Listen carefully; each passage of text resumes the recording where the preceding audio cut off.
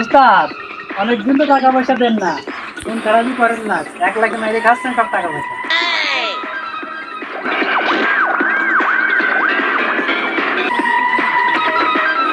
খালি ফলের গাছ পাখা টাকা ভাই, খালি ফল পাখা টাকা দিয়ে দিল না।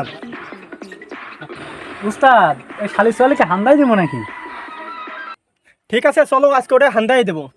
চলেন যাই। ঠিক আছে চলো যাই।